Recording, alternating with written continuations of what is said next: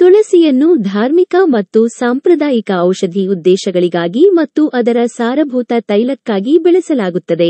ಇದನ್ನು ಗಿಡಮೂಲಿಕೆ ಚಹಾವಾಗಿ ವ್ಯಾಪಕವಾಗಿ ಬಳಸಲಾಗುತ್ತದೆ. ಇದನ್ನು ಸಾಮಾನ್ಯವಾಗಿ ಆಯುರ್ವೇದದಲ್ಲಿ ಬಳಸಲಾಗುತ್ತದೆ ಮತ್ತು ಹಿಂದೂ ಧರ್ಮದ ವೈಷ್ಣವ ಸಂಪ್ರದಾಯದಲ್ಲಿ ಒಂದು ಸ್ಥಾನವನ್ನು ಹೊಂದಿದೆ. ಇದರಲ್ಲಿ ಭಕ್ತರು ಪವಿತ್ರ ತುಳಸಿ ಸಸ್ಯಗಳು ಅಥವಾ ಎಲೆಗಳನ್ನು ಒಳಗೊಂಡ ಪೂಜೆಯನ್ನು ಮಾಡುತ್ತಾರೆ. ಲಾಭದಾಯಕ ಆತಂಕವನ್ನು ಕಡಿಮೆ ಮಾಡಿ ಮತ್ತು ಆತಂಕದ ಜೊತೆಯಲ್ಲಿರುವ ಒತ್ತಡ ಮತ್ತು ಖಿನ್ನತೆಯನ್ನು ನಿವಾರಿಸಿ. ರಕ್ತದಲ್ಲಿನ ಸಕ್ಕರೆ ಮಟ್ಟವನ್ನು ಕಡಿಮೆ ಮಾಡಿ. ಒತ್ತಡದ ಲಕ್ಷಣಗಳನ್ನು ಕಡಿಮೆ ಮಾಡಿ. ಉದಾಹರಣೆಗೆ, ನಿದ್ರಾ ಸಮಸ್ಯೆಗಳು, ಬಳಲಿಕೆ, ಮರೆವು, ಉಸಿರಾಟದ ಕಾರ್ಯವನ್ನು ಸುಧಾರಿಸಿ ಮತ್ತು ಆಸ್ತಮಾ ಹೊಂದಿರುವ ಜನರಲ್ಲಿ ದಾಳಿಯನ್ನು ಕಡಿಮೆ ಮಾಡಿ. ವೈರಲ್ ಸೋಂಕುಗಳಿಗೆ ಪ್ರತಿರಕ್ಷಣಾ ವ್ಯವಸ್ಥೆಯ ಪ್ರತಿಕ್ರಿಯೆಯನ್ನು ಸುಧಾರಿಸಿ.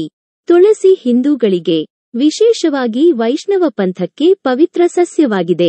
ಇದನ್ನು ಲಕ್ಷ್ಮಿಯ ಅವತಾರವೆಂದು ಪೂಜಿಸಲಾಗುತ್ತದೆ ಮತ್ತು ಇದನ್ನು ಹೆಚ್ಚಾಗಿ ಹಿಂದೂ ಮನೆಗಳು ಅಥವಾ ಹನುಮಾನ್ ದೇವಾಲಯಗಳ ಅಂಗಳದಲ್ಲಿ ನೆಡಲಾಗುತ್ತದೆ. ಕಾರ್ತಿಕ್ ಸಮಯದಲ್ಲಿ ಪ್ರತಿ ಸಂಜೆ ದೀಪಗಳ ಆಚರಣೆಯು ತುಳಸಿ ಗಿಡದ ಪೂಜೆಯನ್ನು ಒಳಗೊಂಡಿರುತ್ತದೆ. ವೈಷ್ಣವರನ್ನು ತುಳಸಿಯನ್ನು ಕೊರಳಲ್ಲಿ ಧರಿಸುವವರು ಎಂದೂ ಕರೆಯುತ್ತಾರೆ. ತುಳಸಿ ವಿವಾಹವು ಪ್ರಬೋಧಿನಿ ಏಕಾದಶಿ, ಹಿಂದೂ ತಿಂಗಳ ಕಾರ್ತಿಕದ ಪ್ರಕಾಶಮಾನವಾದ 15 ದಿನಗಳ 11 ಅಥವಾ 12ನೇ ಚಂದ್ರನ ದಿನ ಮತ್ತು ಕಾರ್ತಿಕ ಪೂರ್ಣಿಮಾ, ತಿಂಗಳ ಹುಣ್ಣಿಮೆ ನಡುವೆ ನಡೆಸುವ ವಿದ್ಯುಕ್ತ ಉತ್ಸವವಾಗಿದೆ. ಪ್ರತಿದಿನ ಸಂಜೆ ಬಂಗಾಳಿ ಹಿಂದೂಗಳು ತುಳಸಿ ಗಿಡಗಳ ಮುಂದೆ ಮಣ್ಣಿನ ದೀಪಗಳನ್ನು ಇಡುತ್ತಾರೆ.